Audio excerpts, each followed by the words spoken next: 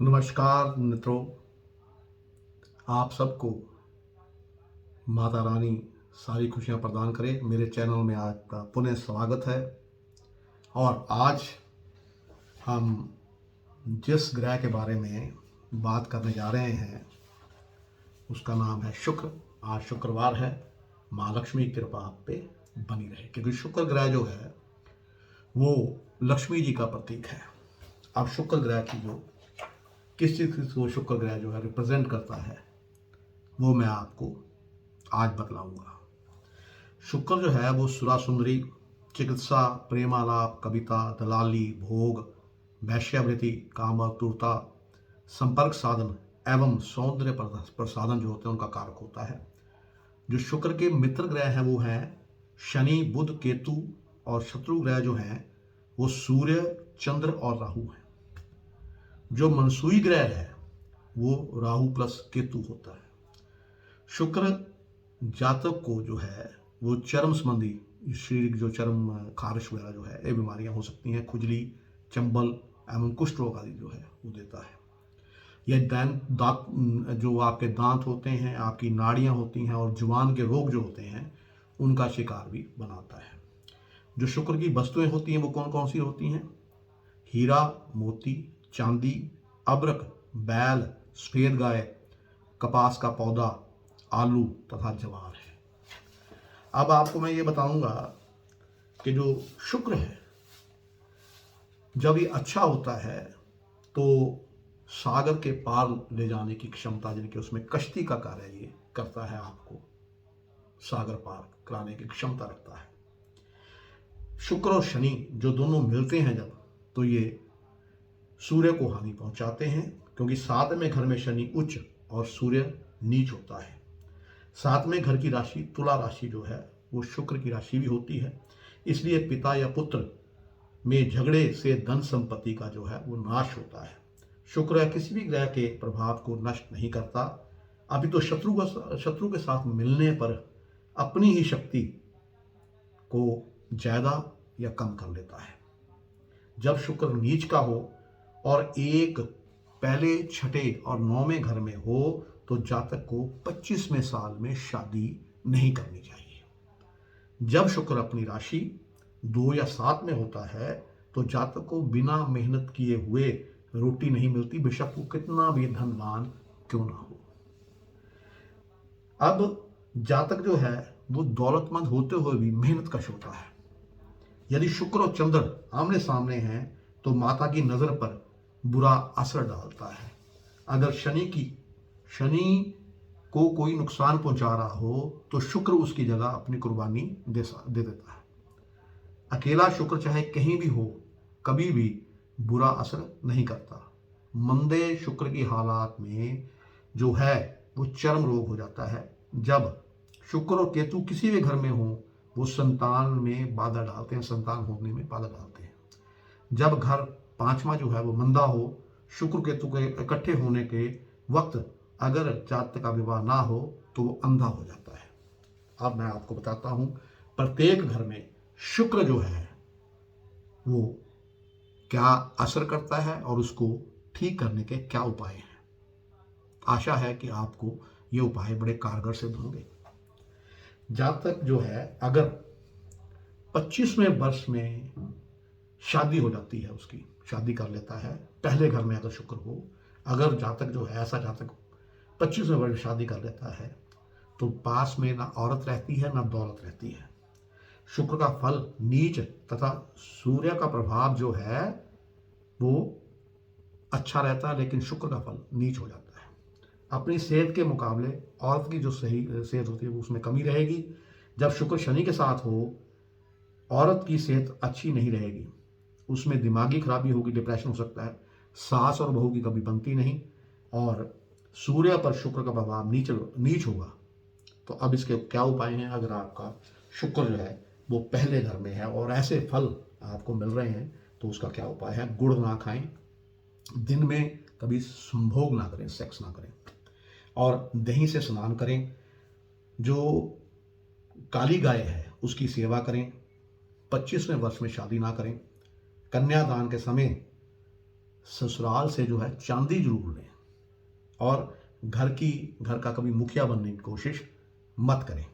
ठीक है, ये आपके पहले घर में अगर शुक्र जो है वो है और वो मंदा है। इसके बाद घर में जो नौकरानी हो या कोई पराई औरत हो, उससे जो मिलन करते हैं आप, वो नुकसानदेह होगा।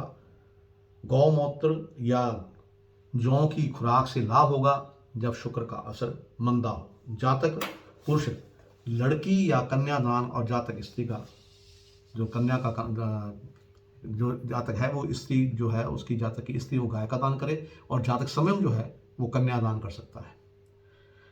चरी या अनाज का दान बीमारी में मददगार होगा।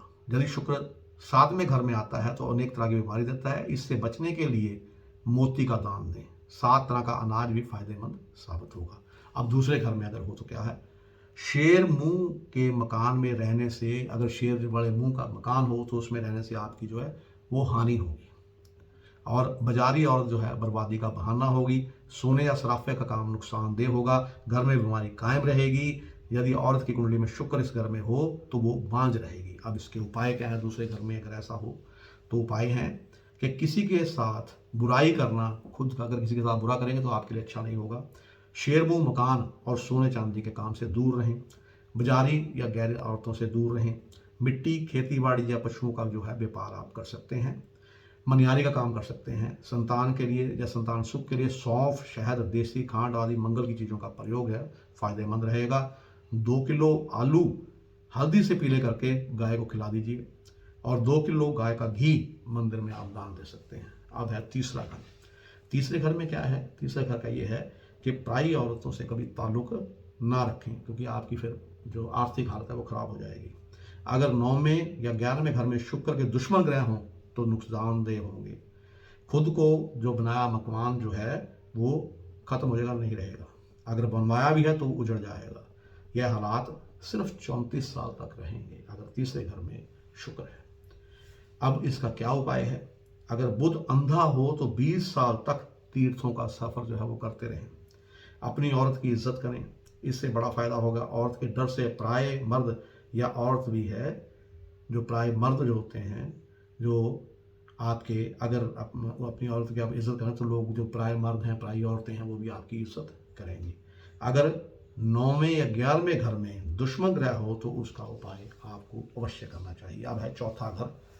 चौथे घर में जातक को क्या होता है कि चौथा घर जो है, अगर उसमें आपका शुक्र है तो नशे की आदत या बुत के कारोबार जो है जातक के लिए या आपके लिए नुकसानदायक रहेंगे। घर में सास बहू में झगड़ा रहेगा। चोरी छिपे दूसरी औरत से संपर्क अगर आप करेंगे तो नुकसानदेह होगा।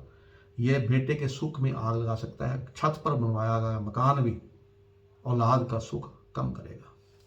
अब क्या करना है आपने? इसके टोटके क्या हैं?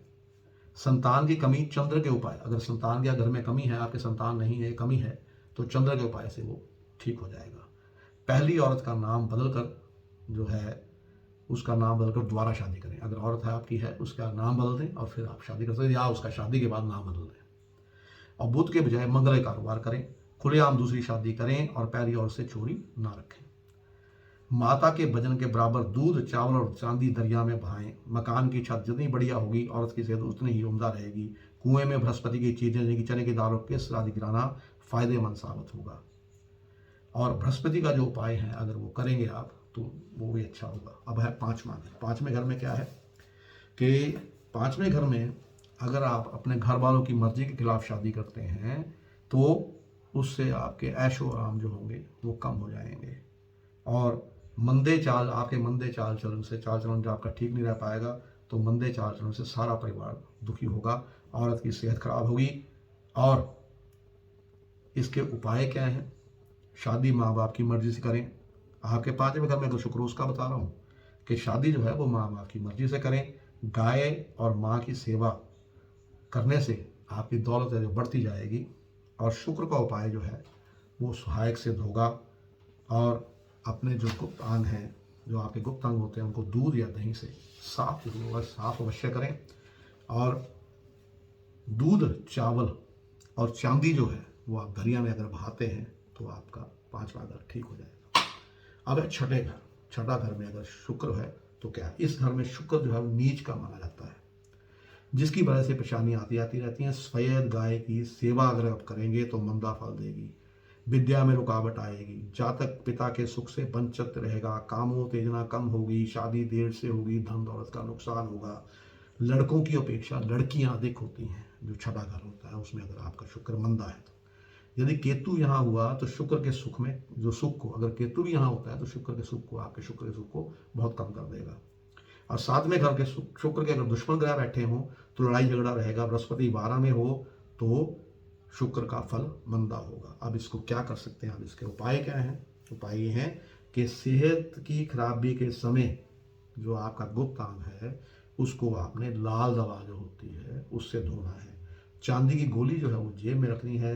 औरत अपने पाँव जो है नंगे पाँव जमीन पे ना रखे, जुराबें डाल कर रहे। औरत की बीमारी दूर करने एवं वहाँ सेहत के लिए अगर उसकी अच्छी सेहत आपने करनी है आपकी औरत की तो 6 शुक्रवार स्पेर पत्थर को धोकर उस पर सफेद चंदन लगाकर नदी में बहा दें और धर्म स्थान में दूध, चावल, देसी खांड, शहद, सौंफ और गुड़ चढ़ाएं। अब सातवें घर का आपको, अगर शुक्र सातवें घर में है तो उसका उपाय आपको बताते हैं कि अगर पहले या सातवें घर में शुक्र हो या शुक्र का शत्रु ग्रह जो है राहु हो तो पत्नी और गृहस्थ की हालत मंदी हो जाती है। बीमार पत्नी भोग विलास की शौकीन हो जाएगी, जिसकी वजह से गृहस्थ आपका जो है जो आपका जो जीवन है, जो पति पत्नी का संबंध है वो खराब होंगे और उसका पर मर्दों से संबंध हो जाएंगे। पत्नी और ससुराल के सदस्यों को व्यापार में साझेदार अगर आप बना देंगे तो राहु शुक्र को बुरा करेगा, इसलिए राहु को शुक्र के साथ शामिल करना नुकसानदेह होगा। पराई औरत से इश्कबाजी करने से आपकी जो पैतृक संपत्ति है वो नष्ट हो जाएगी। भाई बंधु और यार दोस्त, जातक कि जो भाई बंधु होंगे आपके, ये जो आपके यार दोस्त होंगे वो आपकी दौलत को उड़ाएंगे और जो वो आपके कारोबार, अगर आपको बिजनेस करते हैं तो उसके कारोबार को भी आपके वो नुकसान पहुंचाने की कोशिश करते रहेंगे। अब इसका उपाय क्या है? सफ़ेद गाय की जो है वो सेवा नहीं करनी है आपने, बल्कि और कोई गाय है, काली गाय है, उसकी सेवा आप कर सकते हैं। ससुराल के किसी भी सदस्य को अपने व्यवहार में कभी साझेदार न बनाएं। पत्नी नीले या काले रंग के कपड़े पहनने से दूरी रखे, परहेज करें।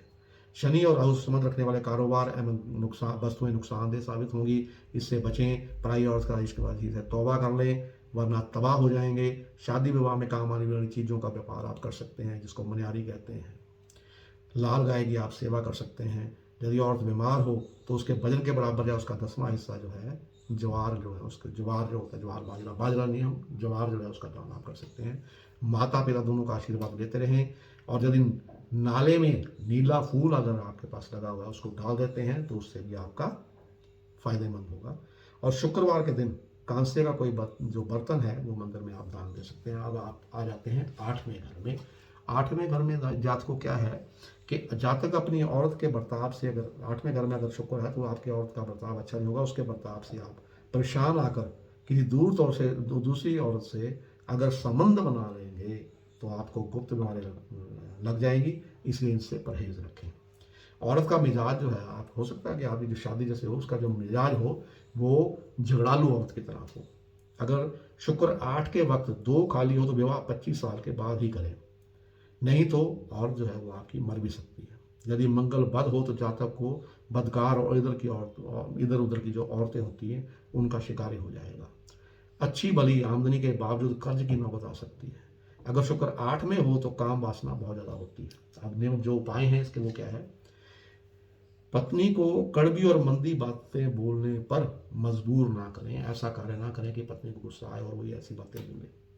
और शादी जो है 25 साल के बाद ही करें। मंदिर आदि धर्म स्थान में जाकर माथा टेका करें। माता, भाई और बहनों की इज्जत करें, उनकी मदद कर दुआएं लेते रहें। पत्नी की मंदी सेहत के वक्त ज्वार का दान करें और ज्वार जो है वो जमीन में भी आप दबा सकते हैं। चंद्र, मंगल और बुध की मदद से शुक्र 8 का जो दोष है वो दूर होता है। तो अब 9वें घर में आप क्या कर सकते हैं? 9वां घर जो होता है वो बृहस्पति का होता है। अगर इसमें शुक्र है तो बृहस्पति जो है वो शुक्र का दुश्मन है, या शुक्र जो है बृहस्पति का दुश्मन है। आपस में इनकी बनती नहीं, क्योंकि दोनों, बृहस्पति जो है वो देवताओं का गुरु है और शुक्र जो है वो दानवों का, इसलिए इनका मेल असंभव है। तो जब अब मिट्टी से भरी हवा वाला वक्त होगा, अर्थात काली आंधी की तरह परेशान करने और रास्ता भटका देने वाला असर होगा। अगर बृहस्पति आपका जो है 9वें घर में है और 9वें घर में शुक्र अगर बैठ जाए, घर जो है वो 9वां बृहस्पति का, लेकिन बैठ जाए शुक्र, मंगल बुरा करने वाला होगा। भाई बंधु साथी आदि सब की तरफ से आपको परेशानी हमेशा खड़ी रहेगी। जातक शादी के दिन से ही दुखिया रहेगा। अब इसका क्या उपाय है वो मैं आपको बता देता हूँ। नीम के पेड़ में चांदी का चकोर पत्रा 43 दिन तक निरंतर एक एक करके गाड़ने से अच्छा फल प्राप्त होगा। चंद्र मंगल को साथ रखना सहायक सिद्ध होगा। अब चंद्र और मंगल कैसे साथ रख सकते हैं? जैसे घोड़ा रखो, कुआं, चांदी और शहद अगर आप अपने पास रखते हैं तो आपका ये जो है ये अच्छा हो जाएगा। पत्नी के हाथों में चांदी की लाल मीना वाली चूड़ियाँ उसके लिए फायदेमंद साबित होंगी। मकान की जो बुनियाद है उसमें चांदी की चीज़ें अगर आप दबाते हैं तो वो असरकारी होंगे। और मैं फिर कह रहा हूँ बार बार कि 25वें साल में शादी ना करें, और गाय ना खरीदें, और खेती बाड़ी की ज़मीन जो है वो पास ना रखें। ससुराल के किसी भी आदमी या औरत को अपने साथ ना रखें, यानी कि ससुराल की अगर आपकी साली है उसको भी आप साथ ना रखें। अब है 10वां घर। 10वें घर में क्या है कि जातक में काम वासना का वेग बहुत ज़्यादा हो जाएगा। पराई औरत के मिलन से औलाद का दुख खड़ा हो जाएगा। भाई आदि भी आपके दुखी रहेंगे। औरत बीमार पड़ जाएगी। यदि शनि मंदा हुआ तो बहुत दुख देगा। दुर्घटनाओं का डर बना रहेगा। और अगर आप पराई औरत से संपर्क बन जाने पर 12 वर्ष तक आपके लड़का पैदा नहीं होगा। 13वें साल में औरत की सेहत जो है वो खराब हो जाएगी। अब इसके उपाय या टोटके क्या हैं वो मैं आपको बताता हूँ। औरत मर्द जिसमें भी काम का वेग ज़्यादा हो वह अपने गुप्तांग को दही से धोए। जो गुप्तांग हैं उनको दही से धोना चाहिए, और इससे मन को भी आराम मिलेगा और संतान की पैदाइश में भी कोई रुकावट नहीं आएगी। सेहत भी अच्छी बनी रहेगी। काली कपिला गाय का दान जो है, जो काली कपिला गाय आपकी है, जो कपिला गाय यानी कि जो दुधारू गाय है, उसको आप अगर दान करते हैं तो आपको वो बुरी मौत से बचाएगा। और उम्र का फैसला इधर उधर होकर दूध का दूध और पानी का पानी हो जाएगा। बादाम आदि धर्म स्थान में दान करें। मकान ना बनवाएं, अगर बनवाएं तो उसकी पश्चिमी दीवार को कच्चा रखें और उसके पश्चिम में बकरी पालना मददगार होगा। शनि का उपाय जो है वो अगर इसमें अगर आपके 10वें घर में शुक्र है तो शनि का उपाय अगर आप करेंगे तो वो भी आपका कारगर सिद्ध होगा और आपको दुर्घटनाओं से बचाएगा। अब आ जाएगा 11वें घर पे। जातक जो है वो नामर्द हो सकता है इसमें, और अपनी शक्ति को अपने ही हाथों से खत्म कर सकता है। औरत बड़ी जहरीली साबित होगी। औरत अपने खाविंद या पति का घर बर्बाद करने वाली होगी। चमड़ी का रोग होना पक्का होगा। 11वां घर जो है उसमें अगर शुक्र होगा तो इसको क्या उपाय आप कर सकते हैं? अगर चमड़ी का रोग हो तो शनि की वस्तुएं जो हैं, शनि की वस्तुएं क्या होती है? मछली का तेल, कुश्ता, इसका प्रयोग करें या दरिया में इसको बहा सकते हैं। तो उसके बाद जातक जो है अगर यानी कि जो जातक का अगर तेल या काली कपिला गाय का दान करता है तो उसके लिए वो मददगार साबित होगा। रुई और दही जो है, कपास का जो रुई होती है उसको या दही को अगर आप मंदिर में दान करते हैं तो भी बढ़िया रहेगा। और तेल जो है पानी में बहाएं। पापी ग्रहों के नीच असर के समय तेल का दान, अगर पापी ग्रह अगर आपके नीच हैं तो उस समय तेल का दान ना करें। ठीक है, तेल पापी ग्रहों के अगर नीच असर है तो अगर तेल का दान आप करते हैं तो आपके लिए अच्छा रहेगा। तो इसलिए तेल का दान आप करते रहें। तो आप विवाह के समय गाय का दान जो है अवश्य करें। अब 12वें घर में क्या है? 12वें घर में अगर आपका यानी कि शुक्र है तो जो आपकी औरत होती है वो होगी वो हमेशा बीमार ही रहेगी, और उसे जो सुख है, जो पारिवारिक सुख है वो कम मिलेगा। और जो आदमी का आपका जो नसीब होगा वो आपकी औरत के सहारे होगा। अगर औरत का नसीब अच्छा है तो आपका नसीब अच्छा रहेगा। और जो उपाय और टोटके जो आप कर सकते हैं वो क्या है? वो है कि जब राहु बुध जो है वो शुक्र को अगर नीच कर रहे हो तो नीला फूल जो होता है वो 23 दिन तक आप मंदिर में दे सकते हैं। सफ़ेद गाय का दान कभी मत लें। कोई भी सफ़ेद गाय आपको दो तो कभी ना लेना आपने, मगर लाल या काली गाय का अगर आप दान करते हैं, जो उसको पालते हैं, तो आपके लिए शुभ रहेगा।